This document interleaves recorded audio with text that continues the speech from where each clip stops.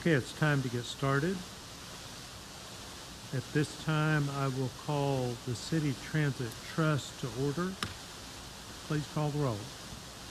Hampton, Uyghur, Johnson, Warren, Hankins, Harris, Chapman, Gill. And a quorum is established. We have 6.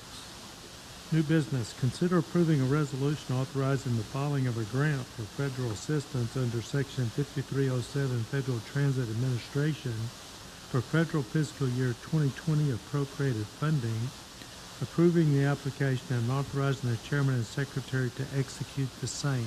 Ryan.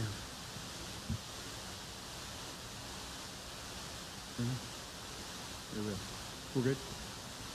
No? Yes.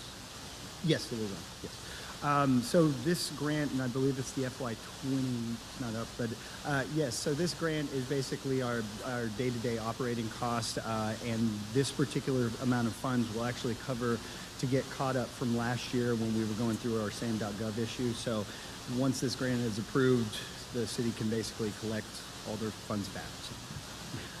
Questions or motions? Second. Motion for approval and a second. Discussion or debate? Please vote. Motion carries 6-0.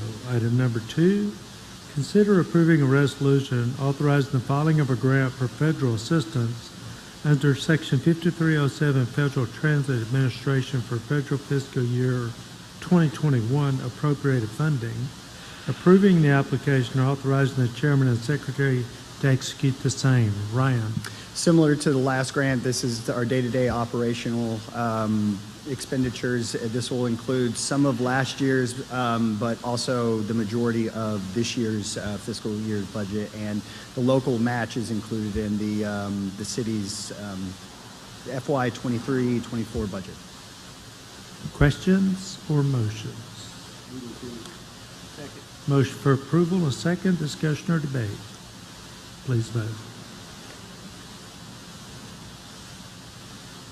Motion carries 6-0. Item number 3, consider allowing HTG Lawton Management LLC and LATS to use the City of Lawton Transit Trust as the first named insured for LATS liability insurance. Ryan. So one of the issues that was brought up by our broker a couple of weeks ago that does our general liability insurance is that the market for auto insurance and general liability insurance is basically deteriorating, and they won't actually insure us, or we have limited amounts of a competitive market, if you will. And one of the issues is because HTG is a private company, there is no limit in the tort limit, and so one of the suggestions, and we've met with Gregory from the city attorney's office to kind of explain everything, but basically if we have the City Transit Trust as named as the first insured, it will give us more of a competitive market to go and get insurance, and the possibility of lowering the amount of funds that the city would end up having to pay. So HTG is the first named insured now, Correct, yes. and the city is an additional insured? Correct. And you So just it's want to just flip it? flipping. Is legal good with that? Yes. It's my understanding that Greg Gibson, one of our staff attorneys, has reviewed that, so and it has approved it. Yes, we met last Tuesday, I believe, with our insurance broker and Gregory, and nothing's going to change. It's just allowing us to kind of get more competitive rates out in the market. Mr. Gill. My question would be, though, if we do that, then if there is a loss or a payable due, it's going to go to your company with HTG instead of to the city, or liability only? Okay. So it's going to put us in direct line for the liability. So right now, the City Transit Trust owns all the vehicles anyway, and so whenever there is a accident or a filing of an accident, we have to pay the deductible. The City Transit Trust is already doing that. So again, nothing's really changing, and the federal funds pay for 50% of that every time. So nothing is changing. All we're doing is basically just trying to get a more competitive rate. So did he give you a price? Did he make any No. parameters? No, because right now we have to actually go out and submit an application, and then the insurance companies submit a bid for those rates. Well, my only concern would be, if this does legally, from a legal standpoint, I understand, Tim, you're not really sure that Greg did this, so we don't, is your So- analysis? So Gil, correct? thank you, sir. So my analysis is that Greg in our office did take a look at this and he's approved it. If you'd like me to take a look at it, I'd be happy to do that, but I haven't had a chance to do that yet. So if you want to, strike this till the 7th, we could do that. I could take a further look at it and get back with Ryan. It's whatever your convenience is.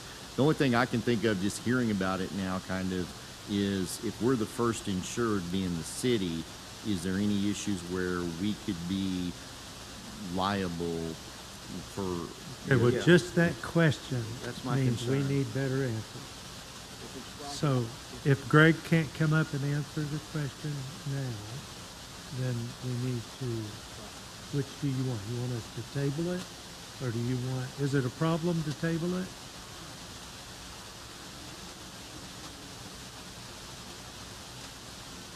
Okay, I can't hear you, sorry. But our December would actually, or sorry, our insurance would start December 1st, and so the longer we put this off, it could affect trying to get this, but it might not, it might not have any type of issue, and it would be the City Transit Trust, just being that, so, yeah. Just hold on just Yeah. a minute.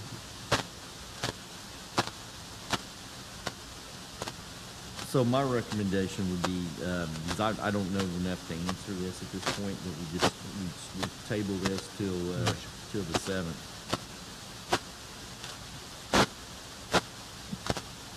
Mr. Mayor, I'd like to make a motion that we table this till the next appropriate council meeting that we have, and then have an answer from our legal and make the decision at that time. Okay, I have a motion to table till next Tuesday, second by Mr. Uyghur. Discussion or debate? Please vote.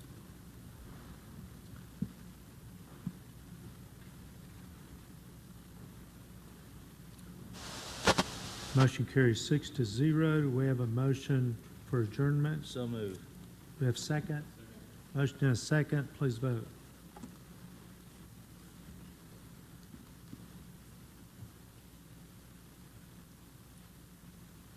We stand adjourned. Did we get rid of the?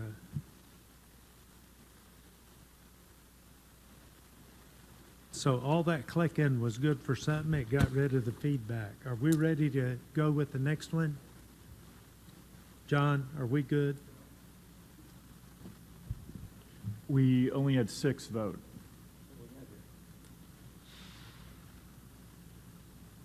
One, two, Three. 3, 4, 5, 6. That's all we've got. Okay. You okay? Yeah, I'm okay. But we do need to announce it. Okay. Okay, we stand adjourned by a vote of 6-0. Okay? Now, are you ready to go with the next one? Okay. Okay, at this time, I will call this special meeting of the Lawton City Council to order. Please stand for the invocation by Reverend Alan Hampton and remain standing for the Pledge of Allegiance. Bow your heads, please. Father, we thank you for your goodness, your mercy to us. We thank you that you know us by name. We thank you that you know Lawton by name, and we lift up this city right now and ask you to give us the wisdom to make the decisions to move us forward in prosperity. We ask that you be with all the employees, especially Larry Wilcott on this day and his family. And we ask these things in Jesus' name. Amen. Of the United States of America, to the republic for which it stands, one nation, under God, indivisible, with liberty and justice for all. Please call the roll. Hankins, Harris, Chapman, Gill, Hampton, Here. Uyghur, Johnson, Warren, quorum is established. Business item number 1, consider approving an amendment to Council Policy 1-11, non-retail business economic development assistance policy, to include any floor amendments and take action as necessary. Tim.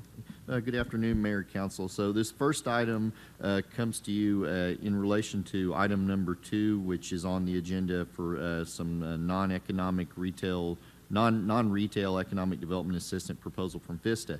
So when that proposal originally came in about a month ago, in looking at our Council Policy 111, non-retail economic development assistance, that policy says that all such requests for assistance need to go to LEDA, Lawton Economic Development Authority, for LEDA to make that analysis and do that. And so some talk internally was that, do we really want, or does the council really want one authority looking at the business of another authority?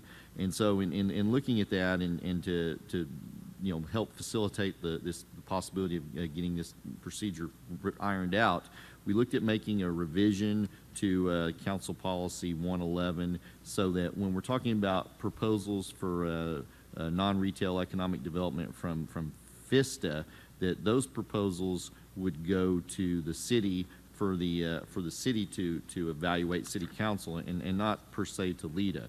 The policy was looked at by our economic development attorneys in Oklahoma City, and they made some recommendations. We put some language in to provide for more flexibility, and also clarifying some language, or putting some language in to clarify too that economic development funds can be used to support the operations of FISTA, LEDC, and LEDA. But primarily the main change here is that proposals from FISTA would go to the City Council to consider and not to LEDA. Questions? Yes. Mr. Gill. To the attorney, would you state the main reasons behind this again, so I can see if I heard that correct? Okay, so the one of the main reasons is that proposals from FISTA for non-retail economic development assistance would go to not to LEDA, the Lawton Economic Development Authority, for them to review the application, but rather would come to the City Council for the City Council to review that application, and so that's the idea for that. Other questions or motions? Make a motion. Have a motion for approval. Second. And a second. Discussion or debate. Please vote. Motion carries 6-0. Bringing up item 2. Subject to FISTA approving an amended budget and the proposed amended support agreement, consider approving the First Amendment to the Limited Services Agreement between Fires Innovation Science and Technology Accelerator Development Trust Authority, FISTA, and the City of Lawton for FY 23-24, including any floor amendments that may be made thereto, to incorporate A, $36,620.02 for repairs to Central Mall for storm damage, B, $257,250 for property insurance premiums for Central Park Mall, and C, $1 million financial incentive to support a collaboration agreement between R4 Technologies Incorporated and the FISTA Innovation Park, wherein artificial intelligence, AI, will be utilized for workforce and supply chain development and to drive economic growth, with $500,000 of said $1 million in support being allocated in this support agreement, and the remaining $500,000 to be considered when preparing the FY 24-25 support agreement with FISTA. Who's talking on this? Dwayne? Yes, Mayor and Council. About a month ago, we were approached by FISTA in regards to a financial incentive for the R4 Corporation Technologies to come in and set up shop in the Vista building. We had a couple of items as well that we needed to take care of from a housekeeping standpoint, where they sustained some damage to the facility, and we had brought to you a claim for insurance for a little over $36,000, as well as their agreement requires them to pay their insurance premiums for the facility insurance, and that had not been done. So what we've done with this item is we've combined the three to and constructed an amendment to the limited support agreement that would include the funding that is allocated for the insurance, as well as the incentive for the R4 technologies. One thing to note is there's a $1 million financial incentive that would be paid out in 4 installments quarterly, beginning in November. So half of the $1 million would be paid out of this fiscal year, with the other half intended to be included in the next support agreement for next fiscal year. Questions? Tim? So, Mayor, and a couple things, too, for the council to consider. First, I think the mayor pointed out in the agenda item to me that it talks about Central Park Mall. I think that was language that we had from the insurance company or something that was already in some of the documents. Is that correct, Dwayne? I believe it may have been in some of the agreements that Vista was using, but it's known as the Central Plaza in the support agreement. So is that a problem, or when we make the motion, do we just need to amend that, or what? Well, it's the title, so we don't want to make a motion to amend it, but I think it's clear that we're talking about Central Mall. We have Central Mall reference there in the Vista Innovation Park, so I don't foresee that to be a problem. All right. So with that said, to move on to the council, with regards to the item that we just passed, we have amended our non-retail economic development policy. And so we have a proposal before the council now for non-retail economic assistance from Vista, and I'm thinking someone from the Vista will be here to speak about the proposal. But like Mr. Burke said, this is a proposal for economic development incentive. It encompasses that, and it would be 4 payments of $250,000. $500,000 would be in this fiscal year, one in November, one a few months later, and then the other two, three payments this fiscal year, and then the last 2 payments would be in next fiscal year. So that's the kind of the gist of it. I want to point out to the council in total. Also, we did have a communication from our economic development attorneys in Oklahoma City, and so they said this is fine to do this, but with the caveat that now that it's no longer LEDA's responsibility for this evaluation, it is appropriate based on the presumption and in connection with any approval of this First Amendment to the support agreement, that the council has evaluated the agreements submitted by Vista for this entire package and any such other documentation or information that's suggested below, and determines that the overall package is a benefit or brings development, is a benefit that brings development to the city. So that's the standard we need to look at. And what we're saying there, and in the communication which I did forward to you from our economic development attorney, she talks about also some things to look at would be to potentially suggest that we look at would be, 1, what is the necessary capital investment for the enterprise? 2, what is the financial commitment of the prospective business into the venture? 3, a financial statement or evidence of financing capacity should be provided to review the evaluation. And 4, what's the expected economic growth impacts on the community after 3 years, 5 years, 10-year benchmark? So these are some things she suggested below that be part of this analysis. The whole point of this, though, is to determine, make sure it's not a gift to the company, make sure it is for economic development. It will have an overall benefit for on economic development and bring that to the community. These are the analysis that you'll be asked to kind of evaluate as you hear the proposal. And again, just to make sure it's not a gift. And some of the things to consider too, is what skin in the game is the company bringing themselves to in the proposal.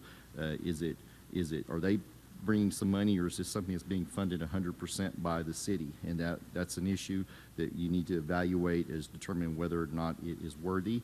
And so with that said, I am going to be quiet and let Vista talk. So, Mark Brace is the chairman of the FISTA, and so I am going to ask him to come and walk us through this. Mark? Can you hear me? Good afternoon, and thank you for allowing FISTA to come and present today. I want to talk just a minute about R4 Technologies. Before I hand it off to Dr. Ratliff, our CEO and president, I want to talk about how we came to know R4 Technologies. We have a consultant that we pay for in Washington, D.C., Cornerstone Government Affairs. This was a referral from Cornerstone Government Affairs. Our board of trustees, our 11 members, take our charge very serious.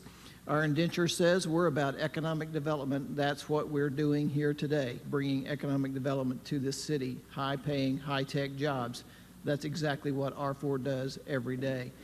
So while we were in Washington, D.C., meeting with the principal of R4 Technologies, the board members that were there on their own dime to support the FISTA Trust Authority and to pursue economic development for our city. So I think those things remain important to me, that we know what our indenture says, we're about it, we're doing it every day. This one piece here has to do with workforce development, which is putting other people to work and making sure that people get matched up in a platform, as we all know today, right here from this device. It can all be done. In addition to that, it does deal with food insecurities and matching up food insecurity. So there's a piece of this that has a more broader application than that. So we've been talking to them for months about how we might structure this deal, about what they might do. They've been working behind the scenes on what they want to do and how they want to roll it out. But this will be a nationwide program once it's completed.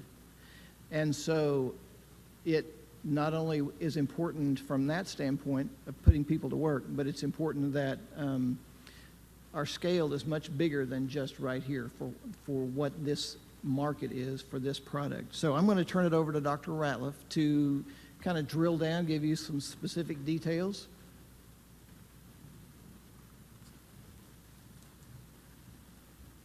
Thank you so much, Mr. Chairman, and Council and Mayor. Thank you so much for giving us the opportunity to talk a little bit today about R4 and our project.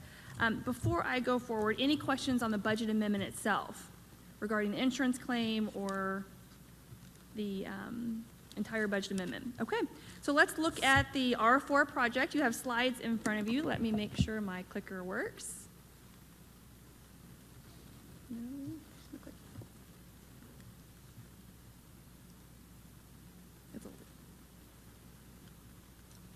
Okay, while we work on that, I'm going to go ahead and get started. There is a lot of slides. So there are some slides I'm going to skip. And in your packet, you have even more slides. Thank you, Donna Lynn. In your packet, you have even more slides because I gave you all the technical information as well as it relates to the program. But I did condense it for the purpose of this presentation. So our goal is significant job creation within Lawton Fort Sill and next generation AI at federal and state customer level while supporting our community through health and nutrition. As Mr. Brace mentioned, there is a food and nutrition component to this program that we're going to talk about today as well. So I'm going to just start going while we get that slide presentation going. So the next slide, please. The founders of R4 have created over $100 billion in shareholder value. We tell you that point because it's important to note that this is not a small partner agency. This is a large agency that has nationwide brand recognition. And so the founders of R4, the owner and operator, also created a small company called Priceline. I don't know if you're familiar with Priceline. And so that'll come into play a little bit later during our meeting today as I talk about the food deserts and the food insecurities as well. Thank you, Donna Lim.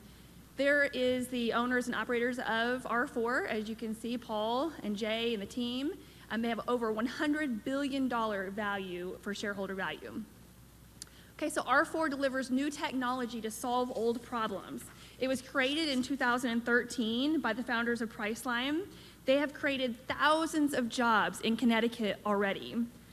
In 2023, they have actual $26 million in revenue, and they're estimating over $40 million in revenue next year. So again, we are very lucky and very fortunate that their interest in Vista Innovation Park is headquartered right here in Lawton Fort Sill. They've already invested $105 million in the technology that's going to support and benefit our community.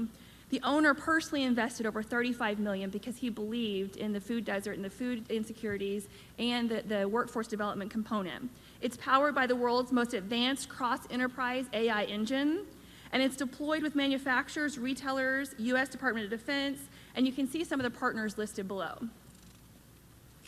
Okay, so looking at technology and leadership, the next couple of slides don't pertain to our specific programs, but it pertains how we're rolling out this AI across multiple networks. So for example, you can see some of the jobs that they have. They are the leader in cloud-based AI war planning solutions. With over 33 years of experience in logistics and war planning, you can see the 5 projects there.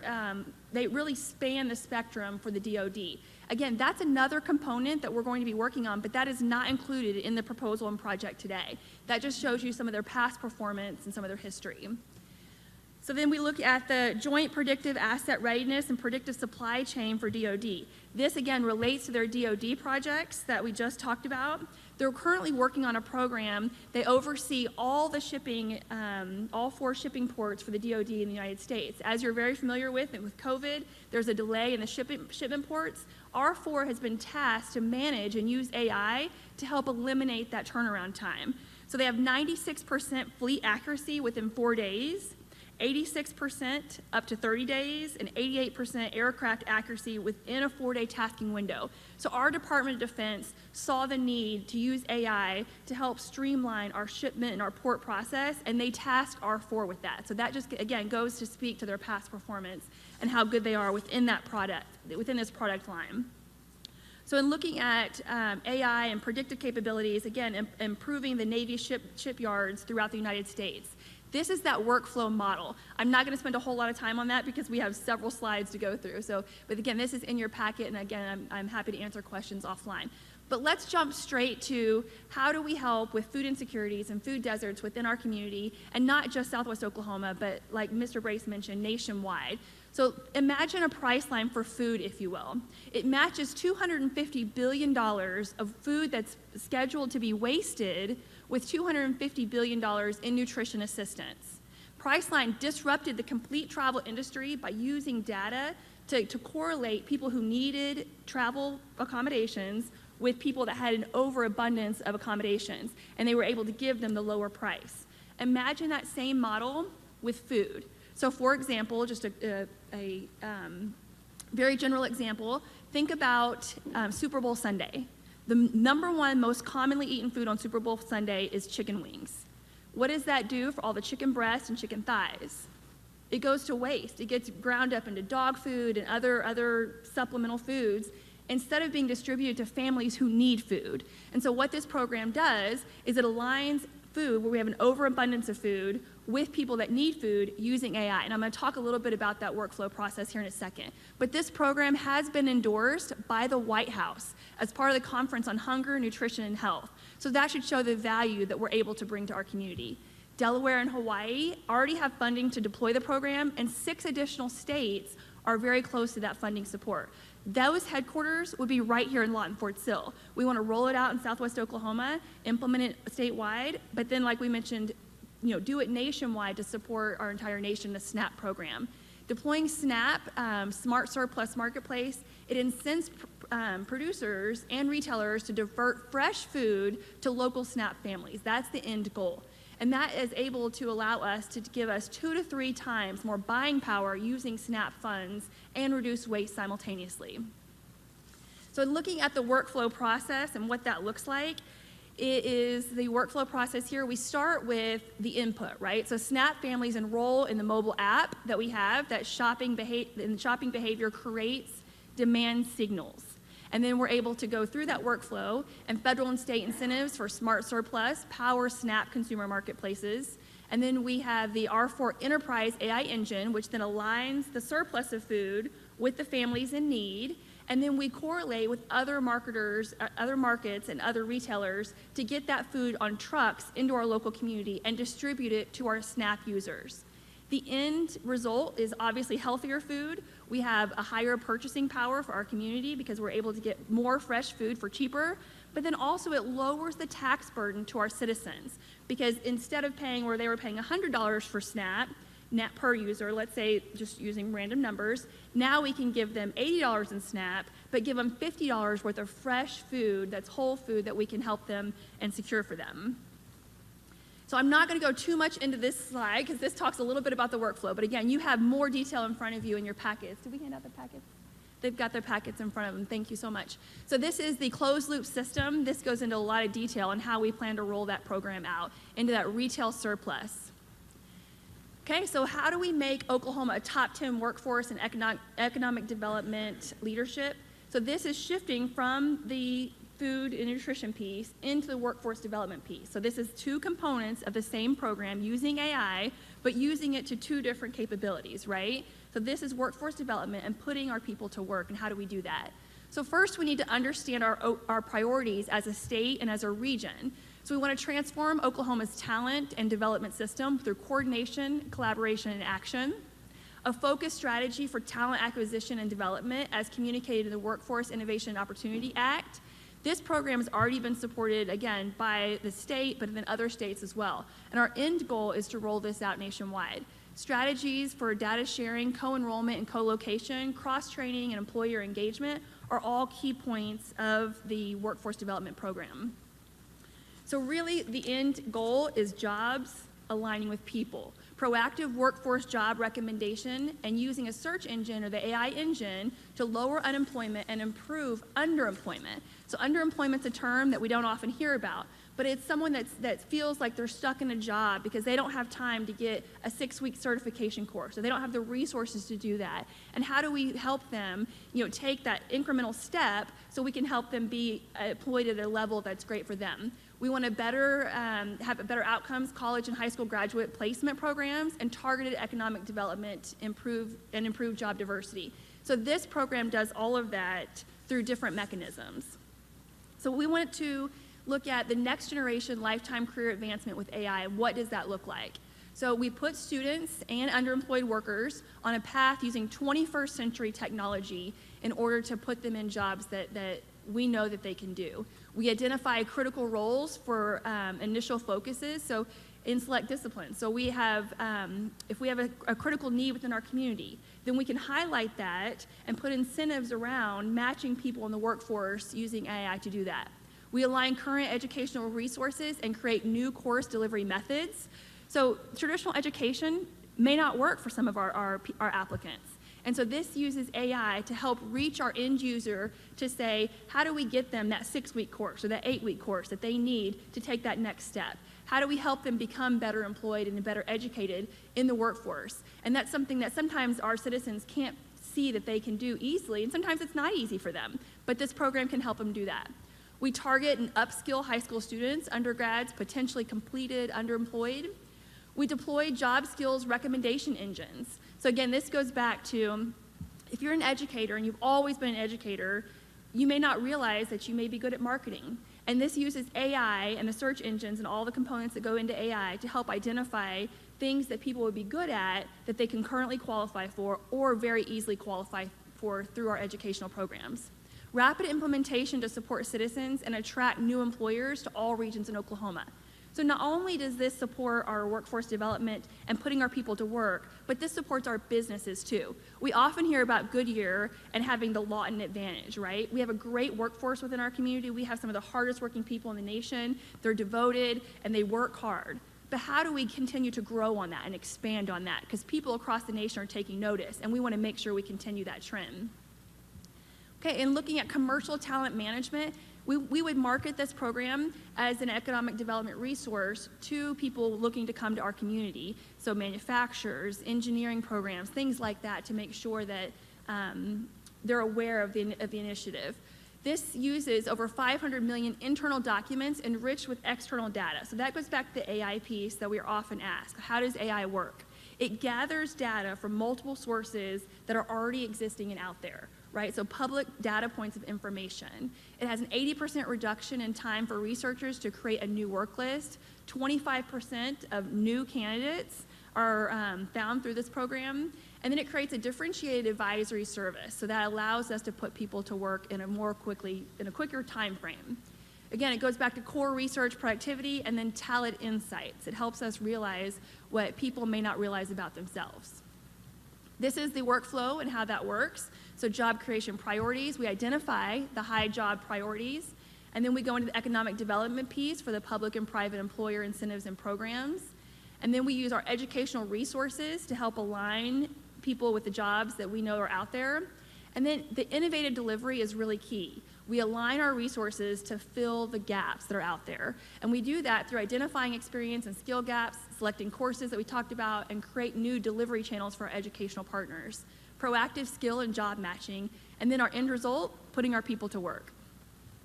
Again, this is another workflow. I'm not going to go too much into it, but you have it in your desk. This talks about how we use employers, our educational resources, our students, and our job seekers.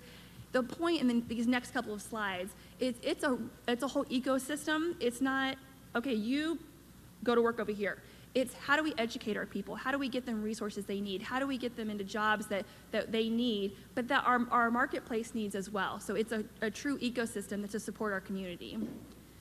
The status of our discussions that we've had up to this point, not only locally, but state level, we've had multiple and extensive meetings with the Oklahoma State Chamber of Commerce. They're very excited about the progress we've made in rolling this out statewide.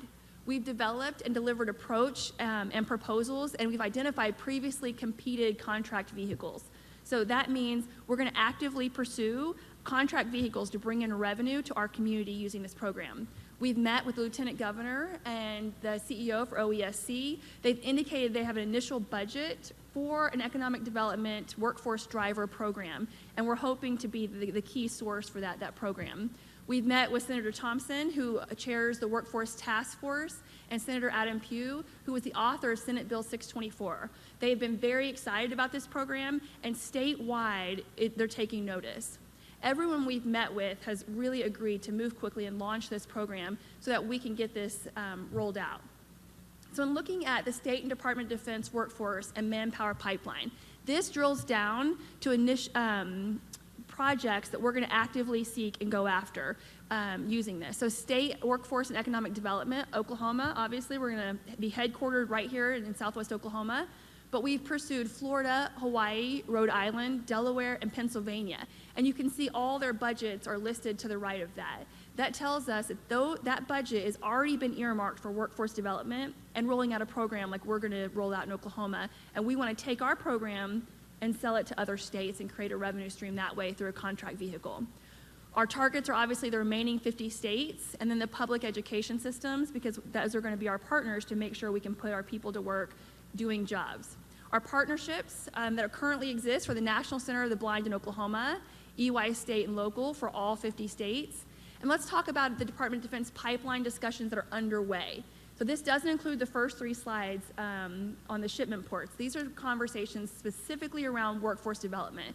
Navy shipbuilding partner, the United States Marine Corps, the recruiting and retention program. When we were in AUSA last week, we met with their leadership at the Pentagon, and we asked them, how do you roll out your job placement program for soldiers that are active duty? How do you decide which installation they're going to go to and which job they're going to do?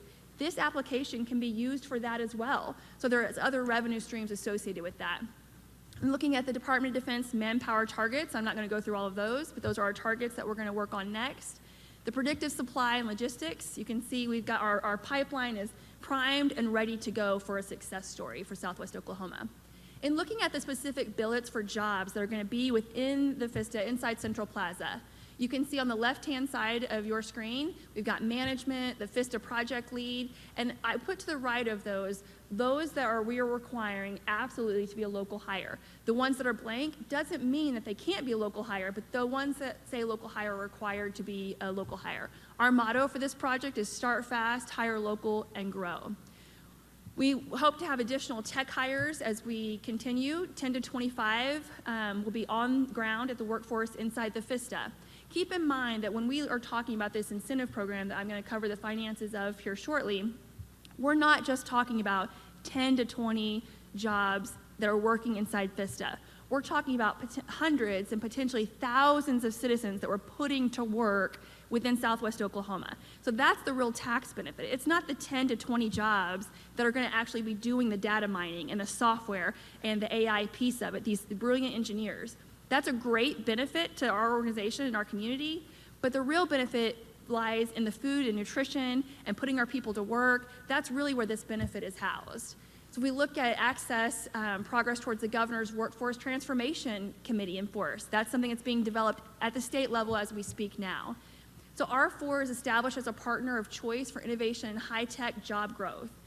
We have established a stable center of excellence, a hub for multiple state and federal programs, and 100% of employees, of permanent employees, tech and business development.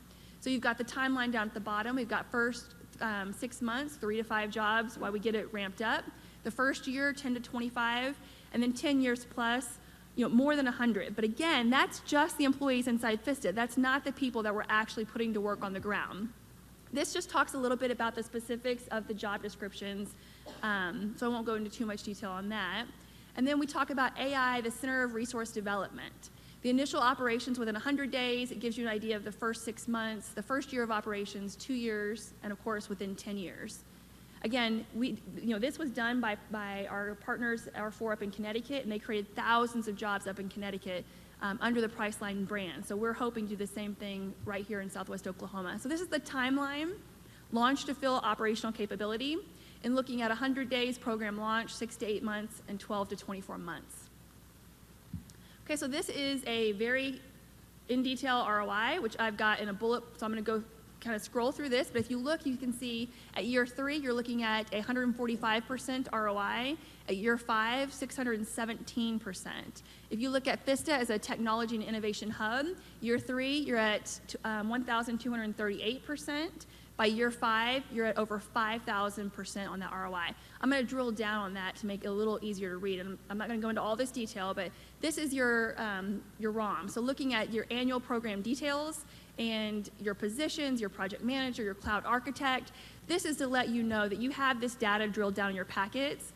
And looking at the summary down at the bottom for technology, the cost, $1.1 million. Year 1 implementation services, $477,000 for a total of $1.578 million. If you look at the summary to the middle and to the right, we look at additional technology, but I'm going to go into more detail because that's year 1, 2, and 3, and drill it down here. So this is a REMI that we partnered with the Center for Economic Development at Great Plains. We try to do our best to get multiple sources of data points, right? So we worked with Lawton Economic Development Corporation. They have supported this program and this initiative. They flew to Connecticut and we met on site with them, and R4 has been on site here numerous times. This comes from Great Plains Center for Economic Development and the ROI in a nutshell.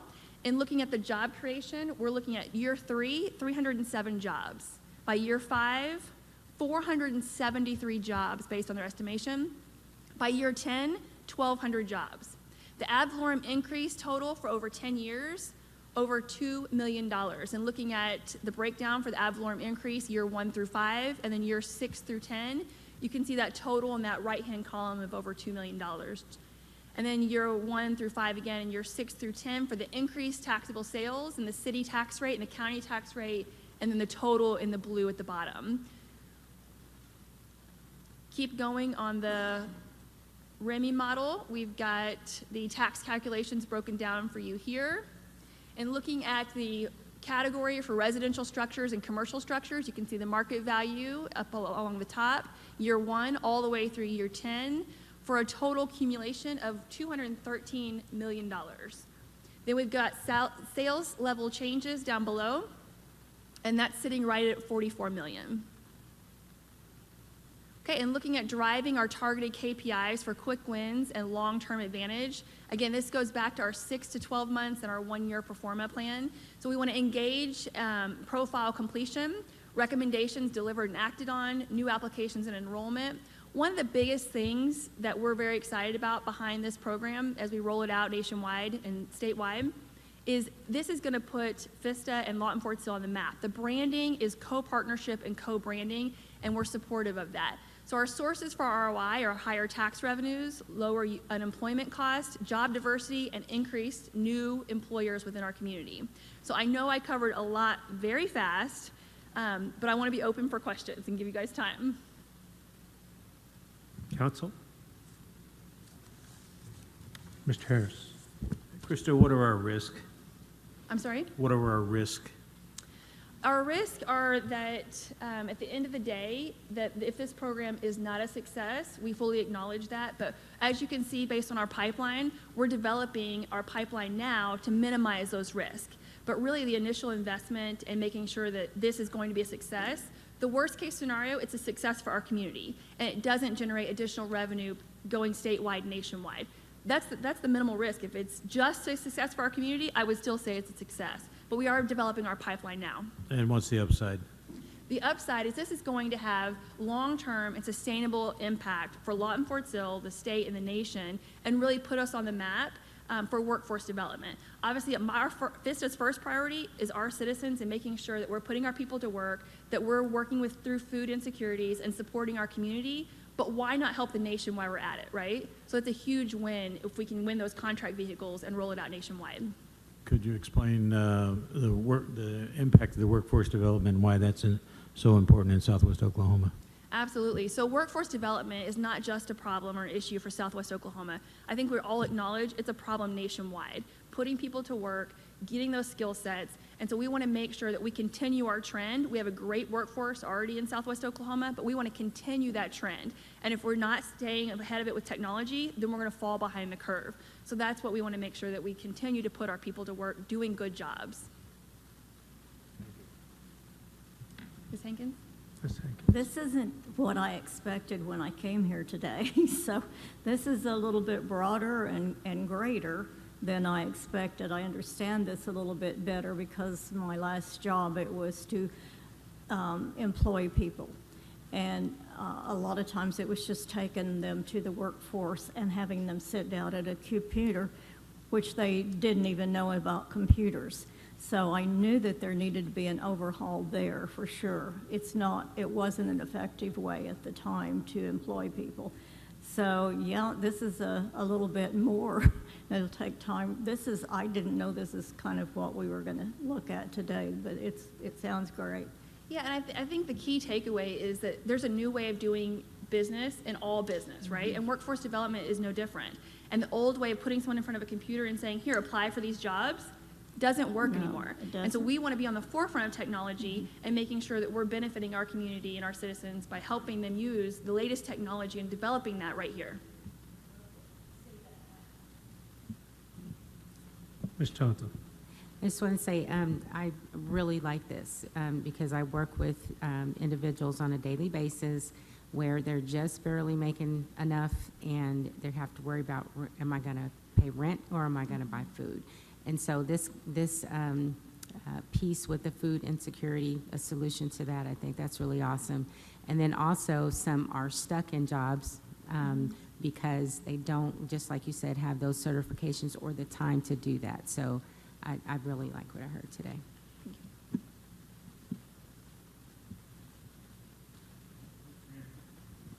Thank you, Mayor.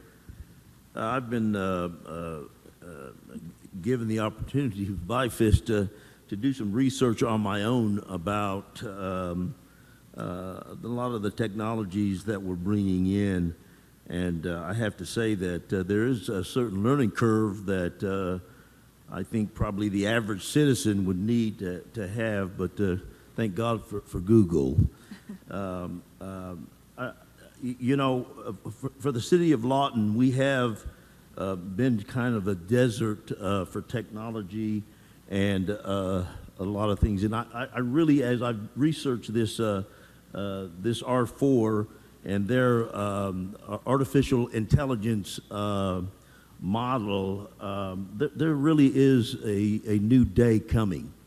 And I think the city of Lawton needs to take this opportunity and act on it from the standpoint that we need to do something in our city to push ourselves forward in technology. FISTA brings this in, and I think this opportunity, FISTA brought this opportunity in to where we can begin to actually marry up the technology that's coming with the citizens and our workforce on an educational level. I really am excited about the opportunities that this is going to provide for our city. I'm excited about the opportunities that I think that we as a council can provide as making decisions to move forward in technology. And this just sounds like a wonderful, wonderful thing. And to be the leader and in the forefront to help the United States to begin to take part in this technology is just something that I think that you just got to act on opportunity. Thank you, Mayor. Mr. Uyghur. Thank you, Mayor. The question I would have is, once you identify the identity of that citizen and their skill level, how long or what period of time are you looking at to where that citizen could be then moved into that new job? So it's going to be unique and independent based on the applicant or based on the citizen. There are going to be some citizens that are ready to jump into a new role right away. Maybe they had a transition, or maybe they, were a stay-at-home mom, but they're ready to jump back. There's going to be other citizens that are brand new, entering back into the workforce, maybe through incarceration, or maybe through an underemployment or unemployment situation, that we need to work with them more closely, on a closer level, and get them the education, the resources, the process they need. And so it's going to be very unique and very individualized. There are going to be some, this is why the educational component, because there's going to be some citizens who may lack a course or may not even realize that there's some advantageous things out there. So it's going to be very unique. Okay, very good. Thank you. Yes. Mr. Warren?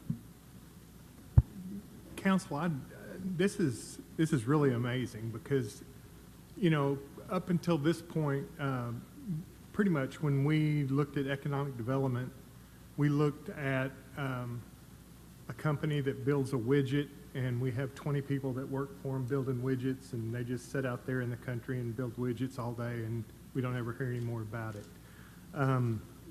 This is multifaceted because not only do you have the two components that we've talked about, which would be the job creation and helping in the food desert SNAP area, but we have the ability to step outside of the DoD FISTA and allow the FISTA to work with companies that can be housed outside the FISTA using technology. And just from what I've seen and the way the FISTA has worked, these companies feed off each other.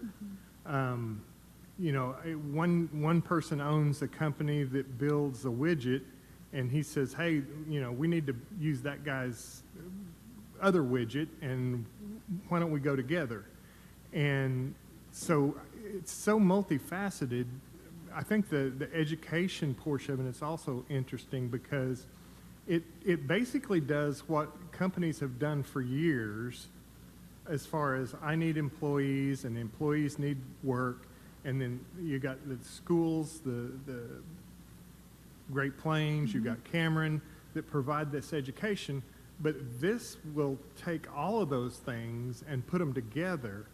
And like we heard, if you just need 5 months of education at a technical school in order to get a welding certificate or whatever that is, rather than taking 6 months, 8 months, 10 months to even figure that out, we'll be able to figure that out in just minutes and be able to put all of that together and say, well, okay, here's your job that we can figure out a way to give you, and here's your education. All you have to do is agree to do that. And I think it's also just the beginning of how this technology can be used. I see, so many different ways that you can take that commingling of information and come out with a completely different subset of jobs or of companies that I think we could actually use this same technology to find companies to come to Lawton because we have 50 acres and we've got we've got all these other things. We got rail, and it can use all that to, it's just pretty amazing. And you can spend lots of time in the middle of the night on the internet reading about it. I think it's a really good idea. I looked at the REMI, which, we do the REMI most times when we do any kind of dollars for jobs type activity. And, you're talking thousands of jobs. And that's really not even considering the literally millions of jobs that this could produce nationwide down the road. And R4 and the FISTA and the city of Lawton will have a little part in all that. Absolutely. Thank you, Councilman Warren. I think one of the things that we take strongly at FISTA is the jobs of tomorrow we don't even know exist today.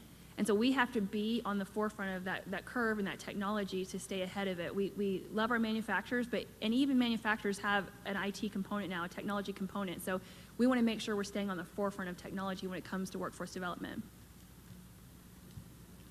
Joe Don, you can talk about funding source? Yes, I can.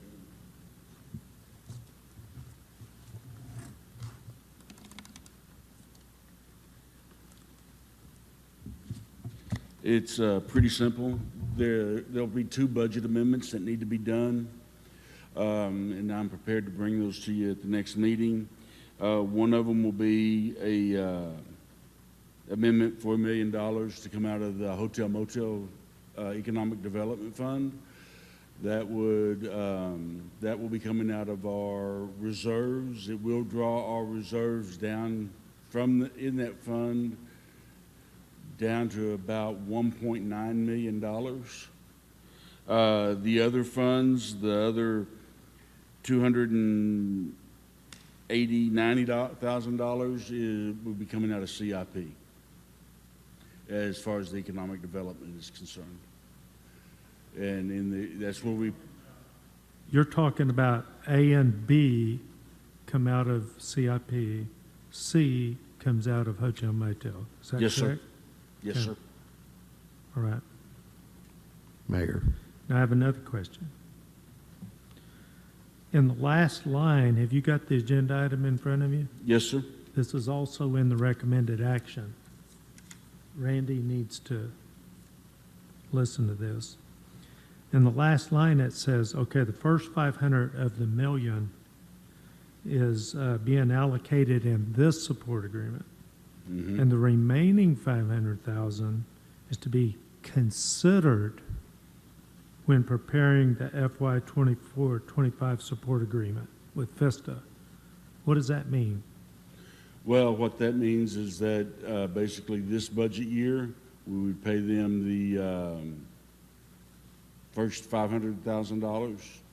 I think $250,000 is due in November, and then the second $250,000 would be in the last quarter of this budget year. Then the remaining $500,000 would be a part of their support agreement for next budget year. What, okay, but it says considered. Are we approving this in full today, or are we approving this in part? So it's more of a legal question. So, one council can't technically bind another council. So what we're approving today definitively is the $500,000 for this fiscal year, and then we're saying the second $500,000 will be taken up when we do next year's support agreement with FISTA, because because the way this was structured, the economic development package was they wanted payments in this fiscal year and in next fiscal year. And so we're going over 2 different fiscal years, and that's why we have it, for the next council to consider that one. Why can't we just approve it, give the money to FISTA, and let FISTA pay it out at the appropriate time? Okay, so that is an option if the council chooses to do that. Right now, the agreement is written in such a way that it has some safeties involved with regards to the economic development funds, in that each each time FISTA wants to make a draw, to draw down the $250,000, they have to sign an affidavit showing that R4 is doing what R4 is supposed to do. They're meeting their benchmarks, and they have to produce whatever other documents that the city may require. So that was a safety feature that's built in to protect the economic development money, to make sure that it's actually working and doing what it's supposed to do. So if you were to transfer that money immediately to FISTA all at once, council would lose that control over the economic development money. Dwayne? Joe Don, just a point of clarification. I believe it was on October the 10th. Council's already approved a resolution to fund the insurance money. So that part's already, that would be a different funding source, I believe, correct? Yeah, I guess, yeah, technically that is. We did do that. It's just a budget amendment needs to be made. Well, no, actually, the budget amendment for the $250,000 has already been done. We just need to we need to do the support agreement. The 36,000. The 36,000. No, I've got them backward. Right, exactly. Yeah. The 36 has been approved. The 257 needs to be correct. Added. I just want to make sure that council understood that. You've already approved the other. Okay, let's get back to considered. Was this your imagination that it was going to be continually managed? So, yes. You can go ahead and approach the mic, please. We would be more than happy and willing to hold the funds in escrow and then still report out. Our goal is to make sure that we're holding our partners accountable because we want the program to be successful. So we're happy to continually report out and meet the same milestones while holding the full funds in escrow. So Randy. Well, and that's what I was going to say. My understanding going through this, whenever I was thinking about it in my head, was that the council would go ahead and approve the $1 million, and we would either hold it and provide it quarterly when the jobs are met or whatever, or pay the entire amount and let them hold it in escrow, whichever way is financially easier. But I don't see any reason that we can't approve the $1 million today and then work out how it's paid, whichever way is easier. Okay, can we approve the $1 million and still hold the money when we're paying part of it out after July 1? Tim? I don't think you can approve $1 million in a fiscal year 23-24 support agreement, which is what we have, and say it's part of the amended support agreement for a fiscal year, which would expire on June 30th. So you're going to have the second part. If you do it in a support agreement, I think you'd have to have the second part addressed in next year's support agreement. And I will say we have other programs, excuse me, Mr. Mayor. So we do have other programs very similar to this, where like the HUD grant that we received from the state at $1 million and then $2.23 million, where we hold those funds in escrow that the city of Lawton gave us so we could pay invoices and then do direct reimbursement that way. So it is a precedent that's been set. Define escrow. So it's a reserve account that is only allocated for use for that program. So we have $1 million in a reserve account, I use escrow, but reserve account that can only be allocated for that program. And this could be something similar, where we put this $1 million into a reserve account, cannot be used or touched until we meet these milestones, and then till they meet the milestones, and then we make payout then. And we're happy to continue the reporting structure and affidavits. Tim? So if we're doing an escrow, and Joe Don, I'm thinking here, if we said in the support agreement that the funds would go in escrow, could we tie any release of the escrow would be that FISTA would have to show city whatever documentation it needs that R4 is meeting its requirements prior to any funds being released? I'm just thinking about that. Randy, would it be wrong with just approving this $1 million, paying it to FISTA, and letting FISTA manage it? They're an authority of the city. I don't know why that wouldn't work, because all we want as a council is to get a report back quarterly that says we have provided $250,000 to R4 and we have in return received this, thus, and so, and then move on to the next quarter.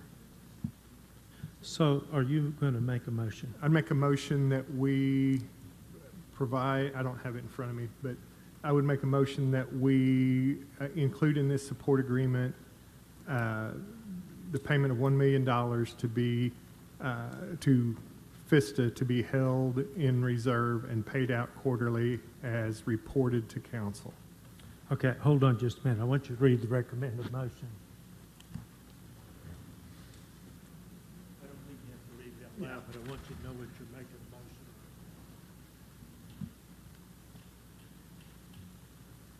motion. Can I ask for a point of clarification? Mm-hmm. Can we, is it amenable if we report out to the council member that then reports, or would you like for us to come to a verbal report every quarter? Or can we just turn in the report? I don't know why it couldn't just be turned in, and then it would be distributed to council. So Randy, before you read the motion, I do have a question. So we're saying we're going to give all the $1 million to FISTA up front this fiscal year, so we won't have it at that point, and that'll be part of this support agreement, and then they will disperse it as they deem appropriate throughout for those quarters and provide us notice of how it's being done. That's what we're essentially Correct. doing. Okay. As they deem appropriate in accordance with the agreement.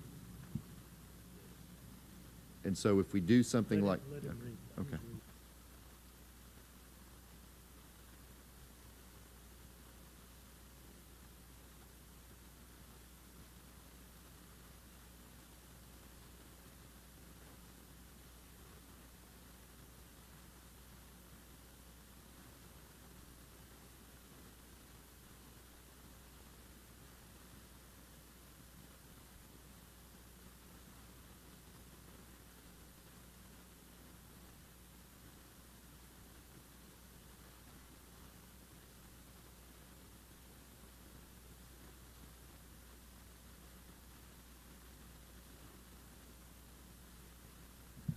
I can read it now. I make a motion that we approve, well, let me start above, because I have to do the 36.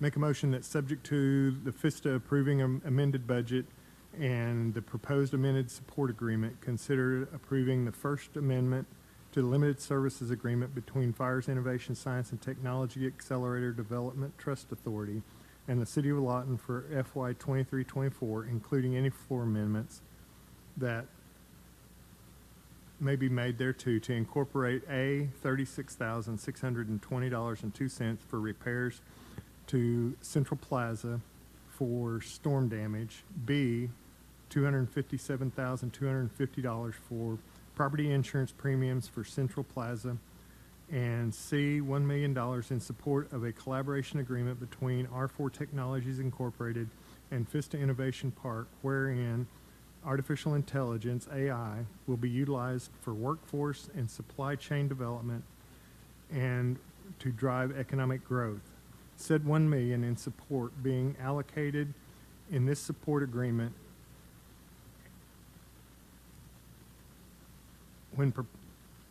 in the support agreement with the FISTA. Well, then I would suggest to, and direct staff to modify the proposed document accordingly or something, because that's going to take out the control where we're doing a reimbursement. We won't be doing a reimbursement under this situation. We would be providing that to FISTA, and so we'll need to. And to direct staff to amend or create documents that will allow the FISTA to report back quarterly as to the use of the funds and jobs created. A motion on the floor. Is there a second? I did hear a second. Mr. Harris, discussion or debate? Please vote.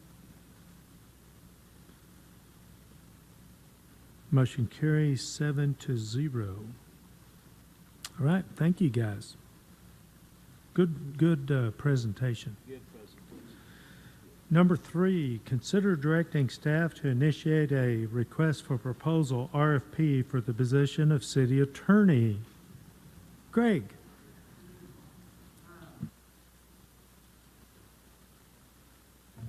Okay, there we go. As y'all are all aware, we are currently without a city attorney, thanks to our current city manager. And what we need to do is get your direction on how you want us to proceed with going out for a new city manager position, whether you want us to post, yes. Well, I was pretty happy with the people we used. Does it have to go out to a request for proposal? It's not that much money. Can we not just do a professional services agreement, speed this process up with SGR, I think they were called? We could, but we could also do what we did for the manager position and not use the service up front, but extend, post on Indeed, and what were those other websites, Craig, those HR websites that we posted? Yeah, we have LinkedIn, we have Yeah. Indeed, Monster. Mr. Mayor. Randy?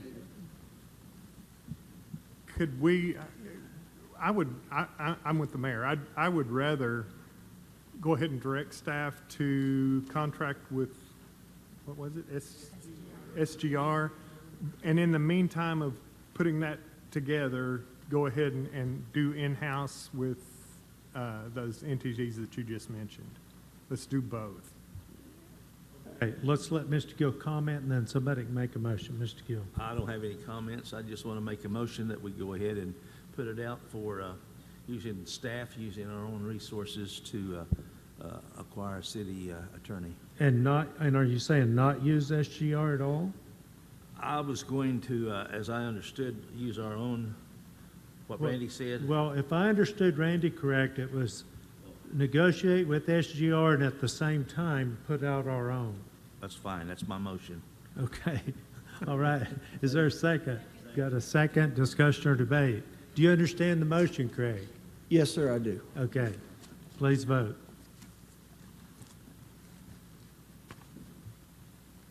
Motion carries 7-0. And do I have a motion for adjournment? We have several motions. Do we have any seconds? Do we need to discuss or debate it? Please vote. Or call the roll. Hampton. Yes. Uyghur. Johnson. Warren. Hankins. Harris. Gill.